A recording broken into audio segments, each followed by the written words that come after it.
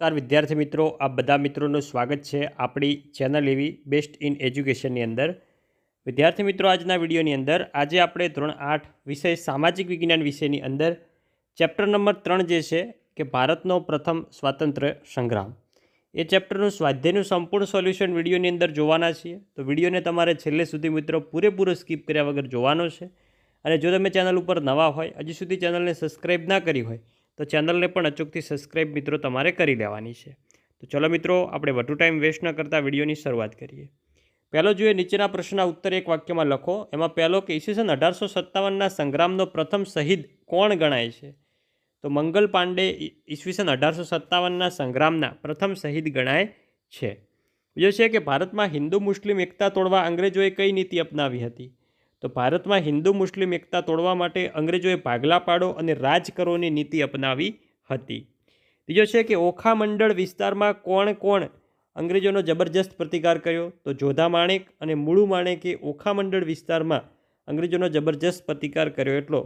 એટલે કે ઓખા માણેક એટલે ઓખા મંડળ એટલે કે જે હમણાંનું દ્વારકા સ્થિત છે તે બાજુનો વિસ્તાર. ચોથો છે કે ગુજરાતમાં 1857ના સ્વાતંત્ર્ય સંગ્રામ સાથે કયા સ્થળો જોડાયેલા છે? તો ગુજરાતમાં અમદાવાદ, લુણાવાડા, પાટણ, આણંદ, દ્વારકા, ઓખા, વિજાપુર, ખેરાલુ અને સાબરકાંઠા ઈસવીસન 1857ના સ્વાતંત્ર્ય સંગ્રામ સાથે જોડાયેલા સ્થળો છે. પ્રશ્ન 2નો છે, ટૂંક નોટ લખવાની છે આપણે. એમાં પહેલો, ઈસવીસન 1857 સંગ્રામના આર્થિક કારણો આપણે વર્ણવાના છે. તો ટોપિક વાઇઝ વર્ણવાના છે, પરીક્ષાની અંદર પૂછાઈ શકે એવું છે. તો ભારતમાં આવેલા બ્રિટિશરોએ ભારતનું ભયંકર આર્થિક શોષણ કર્યું. તેમણે ભારતના વિદેશી વેપારનો નાશ કર્યો. તે ભારતને કાચા માલનું સંસ્થાન અને પાકા માલનું બજાર બનાવવા માંગતા હતા. આગળ છે, તેમને જે જરૂરી માલ હતો, જેમ કે કપાસ, ગળી, રેશમ વગેરે ફરજિયાત ભારતીયો ઉત્પાદન કરે તેવી નીતિ અપનાવી હતી. સામે પક્ષે અનાજ અને કઠોળનું ઉત્પાદન ઘટે તેવી પરિસ્થિતિનું નિર્માણ કર્યું હતું. અંગ્રેજોની અન્યાયી જકાત નીતિને કારણે ખેડૂત વર્ગ બરબાદ થઈ ગયો હતો.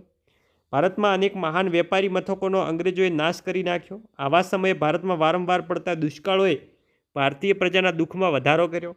અનાજની અછતને લીધે લાખો ભારતીયો દુષ્કાળના ખપ્પરમાં હોમાઈ ગયા. ભારતમાં હુન્નર ઉદ્યોગો, ગ્રામ ઉદ્યોગો, હસ્તકળા, કારીગરી એ બધું જ નાશ પામ્યું. જેથી ઈસવીસન 1857નો સંગ્રામ થયો ત્યારે રાજાઓ અને જમીનદારોની સાથે ખેડૂતો અને કારીગરોએ પણ બહુ જ મોટા પાયે સંગ્રામમાં ભાગ લીધો. હવે છે બીજો કે ઈસવીસન 1857ના સંગ્રામની નિષ્ફળતાના કારણો, કે નિષ્ફળતાને કારણે ગયો. એમાં પહેલો છે કે કેન્દ્રીય નેતાગીરીનો અભાવ. તો ઈસવીસન 1857ના સંગ્રામના ઘણા બધા નેતાઓ હતા, જેથી મોટી અવ્યવસ્થા ઊભી થઈ. રાજાઓ અને જાગીરદારો કોઈનો હુકમ માનવા તૈયાર ન હતા. વળી તેમની પાસે શિસ્તપત્ર ન હતી. સંગ્રામના મુખ્ય નેતા બહાદુર શાહ અત્યંત વૃદ્ધ હતા. જુદી જુદી જગ્યાએ જુદા જુદા નેતાઓ નેતૃત્વ કરતા હતા. એટલે કેન્દ્રીય નેતાગીરીના અભાવનો નિષ્ફળતાનું મુખ્ય પરિણામ હતું. બીજો છે અંગ્રેજોની લશ્કરી તાકાત. તો 1857ના સંગ્રામના નેતાઓ અને સૈનિકો કરતાં અંગ્રેજો પાસે આધુનિક લશ્કરી શસ્ત્ર સરંજામ, રેલવે અને તાર વ્યવસ્થા હતા. શક્તિશાળી સેનાપતિઓની મદદથી તેમને આ સંગ્રામને બહુ ઝડપથી દબાવી દીધો.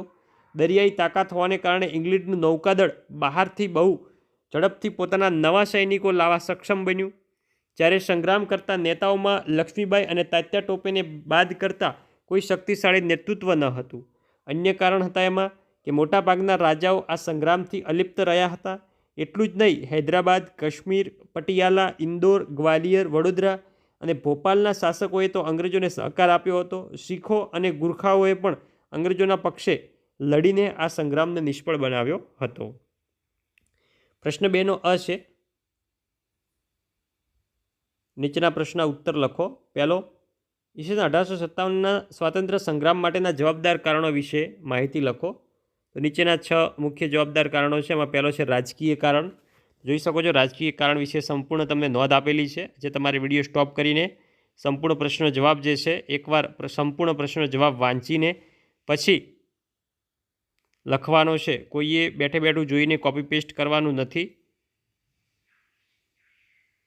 નેક્સ્ટ બીજો છે વહીવટી કારણ. એનું કઈ હતું? તો વહીવટી કારણ અહીંયા તમને વર્ણવવામાં આવેલું છે. આગળ જઈએ. નેક્સ્ટ આગળ ત્રીજો છે આર્થિક કારણ છે. તો આર્થિક કારણ છે કે ભારતમાં આવેલ બ્રિટિશ સરોએ ભારતનું ભયંકર આર્થિક શોષણ કર્યું, તેમણે ભારતના વિદેશી વેપારનો નાશ કર્યો, તે ભારતને કાચા માલનું સંસ્થાન અને પાકા માલનું બજાર બનાવવા માંગતા હતા. તેમને જે જરૂરી માલ હતો જેમ કે કપાસ, ગળી, રેશમ વગેરે ફરજિયાત ભારતીય ઉત્પાદન કરે તેવી નીતિ અપનાવી હતી. જોઈ શકો છો આ તેનો સંપૂર્ણ જવાબ છે. પરીક્ષાની અંદર મોટા પ્રશ્નોની અંદર પૂછાઈ શકે એવો પ્રશ્ન છે. ચોથો છે સામાજિક ધાર્મિક કારણ તમારે વર્ણવાનું હતું. તો જોઈ શકો છો એનો પણ અહીંયા તમને વિસ્તૃતમાં જવાબ આપેલો છે સંપૂર્ણ. જે તમે વિડીયો સ્ટોપ કરીને સંપૂર્ણ પ્રશ્નનો જવાબ લખી શકો છો. પાંચમો છે લશ્કરી કારણ કઈ કોઈ હતું, તો લશ્કરી કારણ તમારે વર્ણવાનું છે. તો જોઈ શકો છો એનો પણ અહીંયા તમને જવાબ આપેલો છે સંપૂર્ણ. નેક્સ્ટ આગળ જઈએ તાત્કાલિક કારણ. તો તાત્કાલિક કારણ તમારે વર્ણવાનું હતું. તો એનો પણ અહીંયા તમને સંપૂર્ણ જવાબ આપેલો છે વિસ્તૃતમાં. તો જે તમે વિડીયો સ્ટોપ કરીને સંપૂર્ણ પ્રશ્નનો જવાબ જે છે એ વિગતવાર વાંચીને લખી શકો છો. બીજો છે કે કેન્દ્રીય નેતાગીરીનો અભાવ ઈસવીસન 1857ના સ્વાતંત્ર્ય સંગ્રામની નિષ્ફળતાનું મુખ્ય કારણ ગણાય છે. વિધાન સમજાવવાનું છે. તો એનો જવાબ છે ઈસવીસન 1857ના સંગ્રામના ઘણા બધા નેતાઓ હતા જ્યાંથી મોટી અવ્યવસ્થા ઊભી થઈ. રાજાઓ અને જાગીરદારો કોઈનો હુકમ માનવા તૈયાર ન હતા. વળી તેમની પાસે શિસ્ત પણ ન હતી. સંગ્રામના મુખ્ય નેતા બહાદુર શાહ અત્યંત વૃદ્ધ હતા. જુદી જુદી જગ્યાએ જુદા જુદા નેતૃત્વ કરતા હતા. એટલે કેન્દ્રીય નેતાગીરીના અભાવને મુખ્ય કારણ હતું. બીજો છે ઈસવીસન 1700 અને સ્વાતંત્ર્ય સંગ્રામના સ્વરૂપ વિશેની સવિસ્તર માહિતી લખવાની છે. તો વિભિન્ન ઇતિહાસકારો અને વિદ્વાનો ઈસવીસન 1857ના સંગ્રામને જુદું જુદું સ્વરૂપ આપે છે. અંગ્રેજો તેને માત્ર સૈનિક વિદ્રોહ કહે છે. કેટલાક ભારતીયો પણ તેને જન વિદ્રોહ માને છે. ઇંગ્લેન્ડના રાજપુરુષો ડિઝરાયેલી તેને રાજકીય અને ધાર્મિક બળવો કહે છે. વિનાયક દામોદર સાવરકર આ સંગ્રામને ભારતનો પ્રથમ સ્વાતંત્ર્ય સંગ્રામ ગણાવે છે. આવું જ પટ્ટાભી સીતારામૈયાનું માનવું છે કે ડૉક્ટર સેન તેને સ્વાતંત્ર્ય સંગ્રામની ઉપમા આપે છે. જો કે સિપાહીઓના બળવા કરતાં તેનું સ્વરૂપ વધારે વ્યાપક અને પ્રભાવી હતું તે ચોક્કસ છે. ત્રીજો છે વિકલ્પોમાંથી સાચો જવાબ શોધીને જવાબ લખવાના છે આપણે. તો અહીંયા પહેલો છે કે ઈસવીસન 1857ના સંગ્રામના મુખ્ય સ્થળોમાં નીચેનામાંથી કયા સ્થળોનો સમાવેશ થતો નથી?